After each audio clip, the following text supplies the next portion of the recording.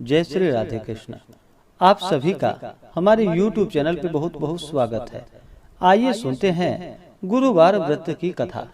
जो भी भक्त सच्ची श्रद्धा के साथ नियम और निष्ठा के साथ गुरुवार का व्रत करते हैं, इस दिन भगवान विष्णु, माता लक्ष्मी, भगवान बृहस्पति देव का केले के वृक्ष के नीचे बैठ करके भगवान का पूजन करते हैं। इससे व्यक्ति के सभी प्रकार के दुख और कष्ट दूर होते हैं तथा भगवान बृहस्पति देव जी की कृपा से सभी प्रकार के सुख और समृद्धि की प्राप्ति होती है। गुरुवार के दिन चाहिए कि इस दिन केले वृक्ष के नीचे बैठ करके पूरे विधि विधान के साथ पूजन करना चाहिए। जहाँ पर केले का पेड़ ना हो, वहाँ पे आप भगवान बृहस्पति देव की फोटो या प्रतिमा रख करके इनका पूजन करें। गुरुवार के दिन भगवान बृहस्पति देव को जो कि विशेष करके पीला पुष्प चढ़ाए, पीला चंदन अर्पित करे, पीले वस्तु का भोग लगाए, विशेष करके गुड़ और चने के दाल का भगवान को भोग लगाए, मुनक्के आदि का भोग लगाए, धूप दीप दिखाए और फिर गुरुवार व्रत का कथा श्रवण करे। इससे भगवान बृहस्पति देव अति प्रसन्न होते हैं और अपना कृपा प्रदान करते हैं। तो आइए सुनते हैं गुरुवार व्रत की कथा।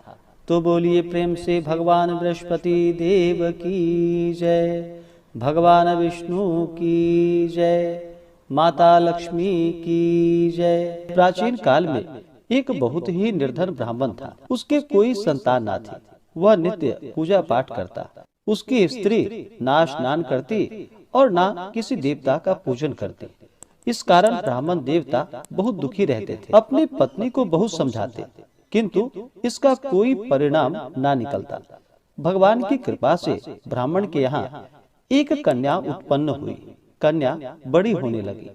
प्रातः स्नान करके वह भगवान विष्णु का जप करती। बृहस्पतिवार का व्रत भी करने लगी।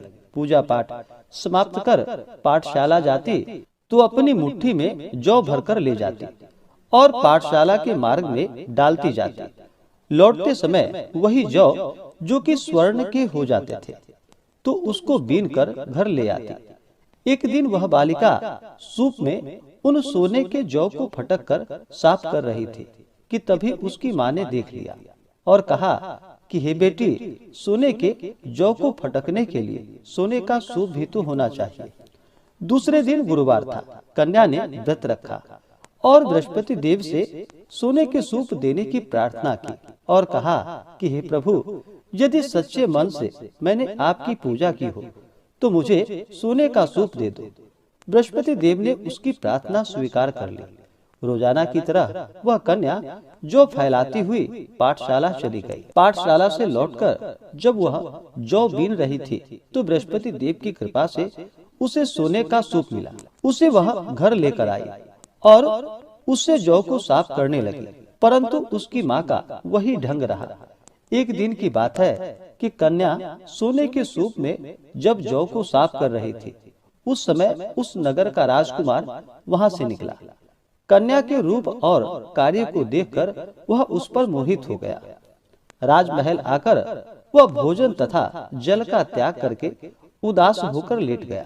राजा को जब राजकुमार द्वारा अन्न जल त्यागने का समाचार प्राप्त हुआ तो अपने मंत्रियों के साथ वह अपने पुत्र के पास गया और पूछा कि हे बेटा, तुम्हें किस बात का कष्ट है? किसी ने तुम्हारा अपमान तो नहीं किया अथवा कोई और कारण है? मुझे बतलाओ, मैं वही कार्य करूंगा जिससे कि तुम्हें प्रसन्नता की प्राप्ति हो।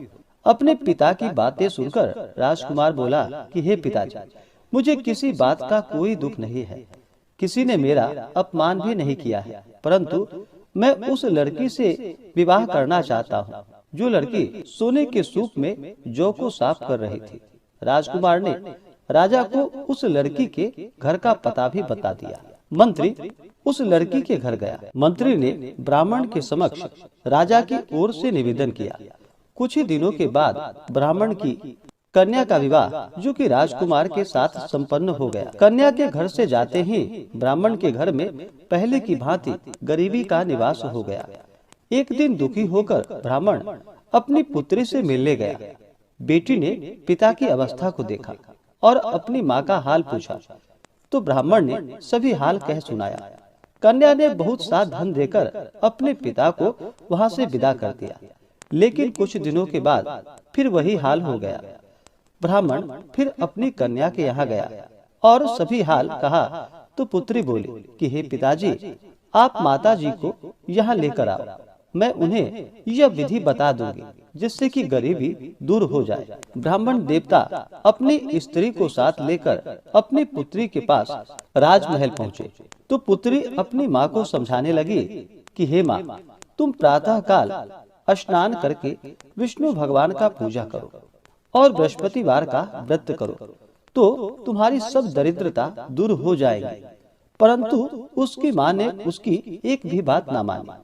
वह प्रातः काल उठकर अपनी पुत्री के बच्चों का जूठन को खा लेती थी। एक दिन उसकी पुत्री को बहुत गुस्सा आया। उसने अपनी माँ को एक कोठरी में बंद कर दिया और प्रातः काल उसे स्नान आदि करा करके पूजा पाठ करवाया तो उसकी माँ की बुद्धि ठीक हो गई। इसके बाद वह नियम पूर्वक प्रत्येक दिन पूजा पाठ करने लगी और प्रत्येक बृहस्पतिवार को व्रत भी करने लगी। इस व्रत के प्रभाव से उसे सभी प्रकार के सुख और समृद्धि की प्राप्ति हुई और मृत्यु के बाद वह स्वर्ग को गई। वह ब्राह्मण भी सुखपूर्वक इस लोक का सुख भोग कर स्वर्ग को प्राप्त हुआ। बृहस्पति देव सभी कामनाएं पूर्ण करते हैं जो सद्भावना पूर्वक बृहस्पतिवार का व्रत करते हैं, कथा पढ़ते हैं एवं सुनते हैं या दूसरों को सुनाते हैं। भगवान बृहस्पति देव उनकी सभी मनोकामनाएं पूर्ण कर देते हैं और उनकी सदैव रक्षा करते हैं। जो संसार में सद्भावना से गुरुदेव का पूजन एवं व्रत सच्चे हृदय से करते हैं, उनकी सभी मनोकामनाएं वैसे ही पूर्ण होती है जैसे कि उस ब्राह्मणी की सभी मनोकामनाएं पूर्ण हुई। बृहस्पति देव की कथा का गुणगान किया तो उसकी सभी इच्छाएं बृहस्पति देव जी ने पूर्ण कर दी। इसलिए सभी को चाहिए कि भगवान बृहस्पति देव का पूर्ण श्रद्धा भक्ति भाव के साथ पूजन करे और कथा सुन करके प्रसाद ग्रहण करे। इससे भगवान बृहस्पति देव अति प्रसन्न होते हैं और अपने भक्तों की सभी मनोकामनाएं पूर्ण करते हैं। तो बोलिए प्रेम से भगवान विष्णु की जय, माता लक्ष्मी की जय, भगवान बृहस्पति देव की जय, सर्व देवी देवता की जय। इसी प्रकार से जो भी भक्त सच्ची श्रद्धा के साथ नियम और निष्ठा के साथ गुरुवार का व्रत करते हैं, भगवान बृहस्पति देव का पूजन करते हैं, भगवान बृहस्पति देव अपने भक्तों के सभी प्रकार के मनोरथों को सिद्ध करते हैं। तो आशा करता हूँ कि यह जानकारी आपको अच्छा लगा हो। ऐसे ही ज्ञानवर्धक जानकारियाँ प्राप्त करने के लिए हमारे इस चैनल पे अगर आप नए हैं तो चैनल को लाल बटन दबा करके सब्सक्राइब करें, साथ में बेल आइकन घंटी को दबाएं ताकि मेरे वीडियो का नोटिफिकेशन आपको समय से मिलता रहे। वीडियो को लाइक करें, शेयर करें, सुखी रहें और स्वस्थ रहें। जय श्री राधे कृष्ण। धन्यवाद।